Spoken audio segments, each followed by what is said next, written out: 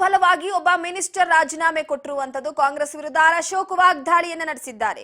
ಸಿದ್ದರಾಮಯ್ಯ ಅವರು ಕಟಕಟೆಯಲ್ಲಿ ನಿಂತಿದ್ದಾರೆ. ಇವತ್ತು ನಾಳೆ ಎನ್ನುವ ಸ್ಟೇಜ್ಗೆ ಬಂದು ನಿಂತಿದ್ದಾರೆ. ಹೋರಾಟದ ಫಲವಾಗಿ ಒಬ್ಬ ಮಿನಿಸ್ಟರ್ ರಾಜೀನಾಮೆಯನ್ನ ಕೊಟ್ಟಿದ್ರು ಎನ್ನುವ ಮುಖಾಂತರವಾಗಿ ಕಾಂಗ್ರೆಸ್ ವಿರುದ್ಧ ಅಶೋಕ್ ವಾಗ್ದಾಳಿಯನ್ನ ನಡೆಸಿರುವಂತದ್ದು. ಅದರ ಜೊತೆಗೆ ಮುಡಾ ಹಗರಣದ ವಿಚಾರಕ್ಕೆ ಸಂಬಂಧಪಟ್ಟಂತೆ ಪಾದಯಾತ್ರೆಯನ್ನ ನಡೆಸಲಾಗಿತ್ತು. ಆ ಹಿನ್ನೆಲೆಯಲ್ಲಿ ಸಿದ್ದರಾಮಯ್ಯ ಅವರು ಕಟಕಟೆಯಲ್ಲಿ ನಿಂತಿದ್ದಾರೆ.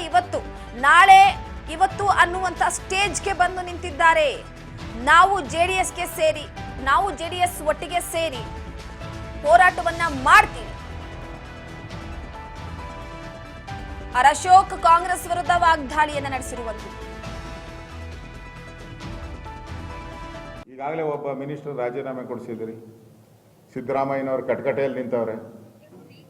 ಇವತ್ತೋ ನಾಳೆನೋ ಅನ್ನೋ ಸ್ಟೇಜಿಗೆ ಬಂದು ನಿಂತಿದ್ದಾರೆ. ನಮ್ಮ ಹೋರಾಟದ ಫಲವಾಗಿ 2 ವರ್ಷದಲ್ಲಿ, ಇನ್ನೂ 2 ವರ್ಷ ಅಂತಂಬಲ್ಲ, ಅಷ್ಟರಲ್ಲೇ ಮುಖ್ಯಮಂತ್ರಿದು ವಿಕೆಟ್ ಬೀಳೋ ಸ್ಥಿತಿಗೆ ಬಂದಿದೆ. ಒಬ್ಬ ಮಂತ್ರಿ ಆಲ್ರೆಡಿ ಹೋಗಿದ್ದಾರೆ. ನಾವು ನಮ್ಮ ಹೋರಾಟವನ್ನು ನಾವು ಮಾಡ್ತೀರಿ. ನಾವು JDS ಎರಡನ್ನೂ ಕೂಡ ಹಾಲು ಜೇನಂತ ಇದ್ದೀರಿ, ಹೋರಾಟ ಮಾಡ್ತೀರಿ. ಅದೇ ಭಯ ಇವ್ರಿಗೆ, ನಾವಿಬ್ಬರು ಒಟ್ಟಾಗಿರಬಾರ್ದೇ ಅನ್ನೋದೇ ಕಾಂಗ್ರೆಸ್ ಅವ್ರಿಗೆ ಭಯ ಕಾಡ್ತಾ ಇರೋವಂಥದ್ದು. ಅದಕ್ಕೆ ಯಾವ ಚುನಾವಣೆಯನ್ನು ನಡೆಸ್ತಾ ಇಲ್ಲ ಅವರು. ನಾನು ಜ್ಯೋತಿಷ್ಯನೂ ಅಲ್ಲ, ಏನಿದೆಯೋ ಅದು ಸತ್ಯ ಸಂಗತಿಯನ್ನು ಹೇಳಿದ್ದೀನಿ.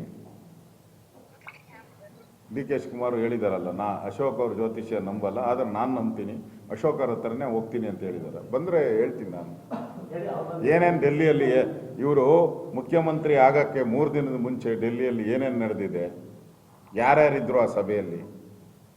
ಸುರ್ಜೇವಾಲಾ ಇದ್ರ, ಸೋನಿಯಾ ಗಾಂಧಿ ಅವರಿದ್ರ, ರಾಹುಲ್ ಗಾಂಧಿ ಅವರಿದ್ರ, ಮಾತುಕತೆ ಏನಾಯಿತು, ಯಾರು ಆಶ್ವಾಸನೆ ಕೊಟ್ಟಿದ್ದಾರೋ? 2.5 ವರ್ಷ ಆದಮೇಲೆ ಒಂದೇ ಒಂದು ನಿಮಿಷನೂ ಕೂಡ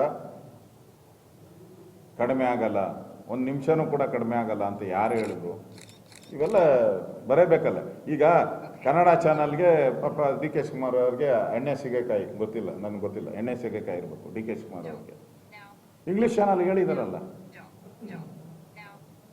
ನಾನು ಹೇಳ್ತಾ ಇದ್ದೀನಿ, ಇಂಗ್ಲೀಷ್ ಚಾನಲಲ್ಲೇ ಹೇಳಿದಾರಲ್ಲ, ಅಗ್ರಿಮೆಂಟ್ ಅಂತ ಹೇಳಿದ್ದಾರೆ, ಪವರ್ ಶೇರಿಂಗ್ ಅಗ್ರಿಮೆಂಟ್ ಅಂತ ಹೇಳಿದ್ದಾರೆ. ಇಂಗ್ಲಿಷ್ ಚಾನಲ್ ಹೇಳಿದ್ದಾರೆ.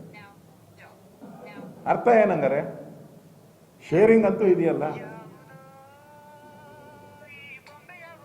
ಅದಕ್ಕೆ ನಾನು ನವೆಂಬರ್ 15 ಅಥವಾ 16 ಈ 2 ಡೇಟ್ ಒಳಗಡೆ ಔಟ್ ಗೋಯಿಂಗು ಇನ್ಕಮಿಂಗು 2 ಆಗ್ತೈತೆ.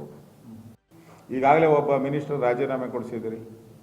ಸಿದ್ದರಾಮಯ್ಯನವರು ಕಟಕಟೆಯಲ್ಲಿ ನಿಂತವ್ರೆ. ಇವತ್ತೋ ನಾಳೆನೋ ಅನ್ನೋ ಸ್ಟೇಜಿಗೆ ಬಂದು ನಿಂತಿದ್ದಾರೆ. ನಮ್ಮ ಹೋರಾಟದ